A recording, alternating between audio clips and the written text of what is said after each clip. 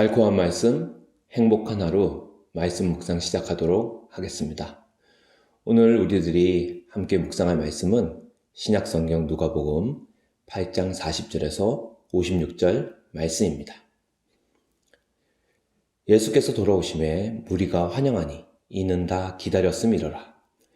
이외에 해당장인 야이로라 하는 사람이 와서 예수의 발 아래에 엎드려 자기 집에 오시기를 간구하니 이는 자기에게 12살 된 외딸이 있어 죽어가미러라. 예수께서 가실 때 무리가 밀려들더라. 이에 12해를 혈루증으로 앓는 중에 아무에게도 고침을 받지 못하던 여자가 예수의 뒤로 와서 그의 옷가에 손을 대니 혈루증이 즉시 그쳤더라. 예수께서 이르시되 내게 손을 댄 자가 누구냐 하시니 다 아니라 할 때 베드로가 이르되 주여 무리가 밀려들어 미나이다. 예수께서 이르시되 내게 손을 댄 자가 있도다. 이는 내게서 능력이 나간 줄 알미로라 하신대. 여자가 스스로 숨기지 못할 줄 알고 떨며 나와 엎드려 그 손댄 이유와 곧 나은 것을 모든 사람 앞에서 말하니 예수께서 이르시되 딸아 내 믿음이 너를 구원하였으니 평안히 가라 하시더라.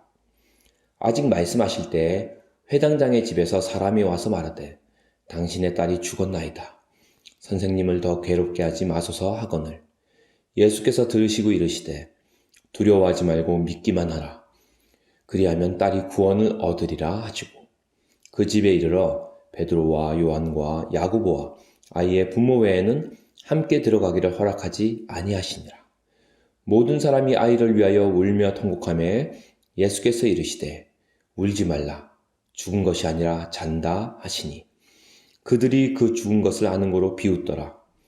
예수께서 아이의 손을 잡고 불러 이르시되 아이야 일어나라 하시니 그 영이 돌아와 아이가 곧 일어나거늘 예수께서 먹을 것을 주라 명하시니 그 부모가 놀라은지라. 예수께서 경고하사 이 일을 아무에게도 말하지 말라 하시니라. 아멘. 오늘 말씀의 핵심 문장은 믿기만 하라입니다. 어떤 말씀? 믿기만 하라는 거죠. 오늘 이야기는 두 가지 이야기로 구성되어 있는데요. 회당장 야이로의 딸과 또 혈루병을 앓던 여인의 이야기로 구성되어 있습니다. 회당장의 딸 이야기가 처음과 끝에 되어 있고요. 그 중간에 이제 혈루병을 앓던 그 여인의 이야기가 중간에 이제 삽입이 되어 있어요. 일부러 이렇게 시차를 둔 이유는 예수님이 혈루병 앓는 여인을 고치는 시간 사이에 야이로의 딸이 죽죠.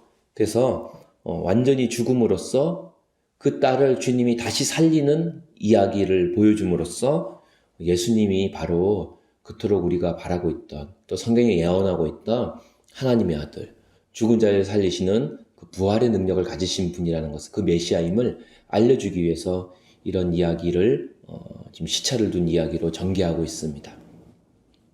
오늘 말씀을 보면 회당장 야이로라는 사람이 예수님 앞에 나왔어요. 그 당시 회당장 하면요 종교적으로 또 신분적으로 사회 지도층에 해당한 사람이었습니다. 그런데 그 회당장 야이로에게 12살 된 딸이 있었어요. 얼마나 이쁠까요? 그런데 이 딸이 지금 죽게 되었으니 이 회당장이 염치불구하고 정말 예수님 앞에 무릎 꿇고 나아가게 됩니다. 근데 그 당시에 사회 지도층에 해당하는 사람들, 서기관들, 또 장로들, 바리새인들, 회당장들 이런 사람들은 예수님과 대척점에 있던 사람들이에요. 왜냐하면은 예수님께서 계속해서 종교 기득권의 그런 율법주의 또 그들의 위선에 대해서 계속해서 정말 꾸짖는 또 말씀을 하셨기 때문에 하나님 정말 그 말씀 앞에 그 종교 기득권, 지도층에 해당하는 사람들은 예수님을 적대시했죠. 그런데 회당장 야이로는 그런 적대시하는 사람들 사이에서 예수님 앞에 무릎을 꿇는 장면이에요. 그러다 보니 사실 그 예수님 앞에 무릎을 꿇을 때 동료들로부터 왕따를 당할 수 있다는 그런 것까지 감수하고 지금 나아가고 있는 거예요. 딸을 살릴 수 있다면야 동료들로부터 얼마든지 미움을 받을 수 있는 것도 감수하는 거죠. 그리고 예수님께 말합니다. 제발 저희 집으로 오셔서 저희 하나뿐인 그 12살 딸을 고쳐주시옵소서, 살려주시옵소서 이렇게 매달리게 되죠. 그래서 예수님이 이제 야이로의 집으로 가게 됩니다. 근데 중간에 무리들이, 사람들이 예수님을 막 둘러싸고 있어요. 근데 마침 혈루병을 12해 동안 앓던 여인이 예수님께로 조용히 다가갑니다. 사람들 사이로. 근데 야이로의 딸도 12살이고 또 혈루병을 앓던 여인도 12년 동안 병을 앓습니다. 근데 둘 다 12, 12 공통점이 있죠. 그 당시 10이라는 숫자는 유대인들 사이에서 하나님의 백성의 의미를 가지고 있었어요.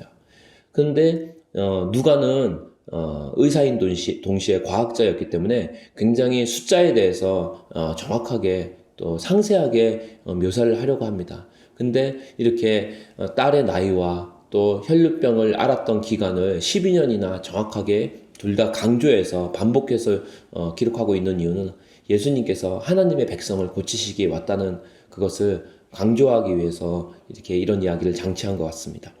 어쨌든 사람들이 너무나 많아서 예수님을 밀고 당기는데 정신이 하나도 없는 거예요. 근데 그 사이에서 예수님이 정말로 가는 도중에 그 여인이 예수님 뒤로 살며시 다가갑니다. 그리고 어떤 생각을 가졌을까요? 바로 예수님의 옷자락에 내가 손만 대어도 내가 이 병이 낫겠구나 하는 그런 믿음이 있었던 거예요. 그래서 예수님의 옷에 손을 대었는데 그 즉시 혈루의 근원이 마르고 그 피가 새는 병의 근원이 마르고 싹 즉시 낫게 된 거예요.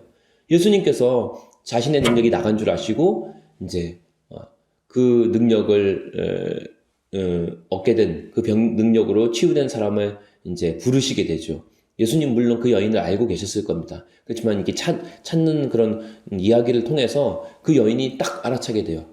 예수님이 자신을 찾고 있다는 걸 이제 알게 되는 거죠. 그래서 숨기지 않고 그대로 나옵니다. 그래서 예수님 앞에 자신이 어떤 병을 앓았고 왜 예수님의 옷을 만드는지를 다 얘기하게 돼요. 그때 예수님이 딱 한 말씀을 하시죠. 내 믿음이 너를 구원하였으니 따라 평안히 가라. 이런 말씀을 하게 됩니다.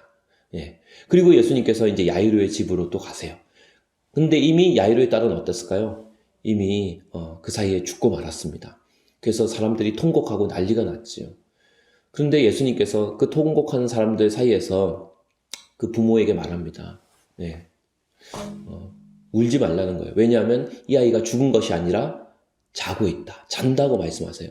그러니까 사람들이 예수님 말씀에 실소를 금치 못하고 비웃게 되죠. 왜냐하면 죽은 아이를 보고 자고 있다고 얘기하니까, 죽은 것이 아니라고 하니까. 근데 예수님께서 그 죽은 아이의 손을 딱 잡고는 말씀하시죠. 아이야, 일어나라. 그 말씀과 동시에 그 아이가 일어나게 되고 다시 살아나게 됩니다. 그래서 예수님께서 그렇게 말씀하시면서 하는 말씀이 뭐냐면 바로 그 아이를 일으키기 전에 그 부모에게 말해요.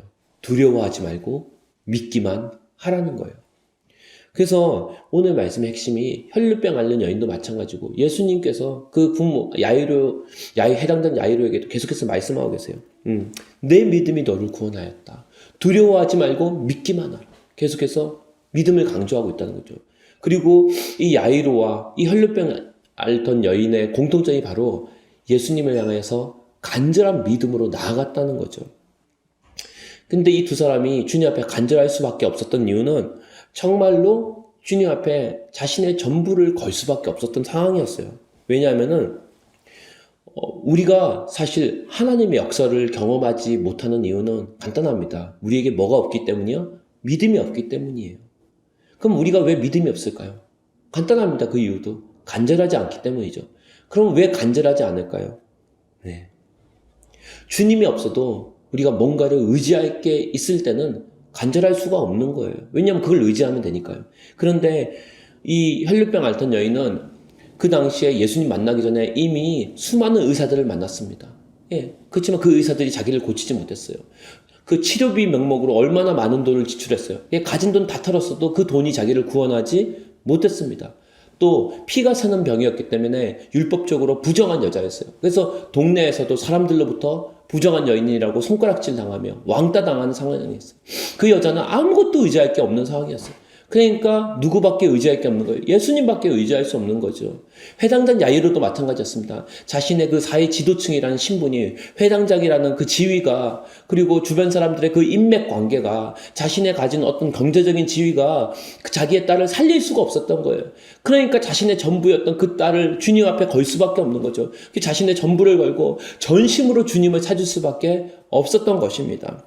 오늘 우리에게 하나님의 역사를 경험하는 유일한 통로, 바로 하나님을 향한, 그분의 말씀을 향한 전폭적인 신뢰, 그 믿음, 전심의 마음, 그 간절한 마음만이 주님의 말씀이 우리 삶에 경험되게 하는 통로인 거예요.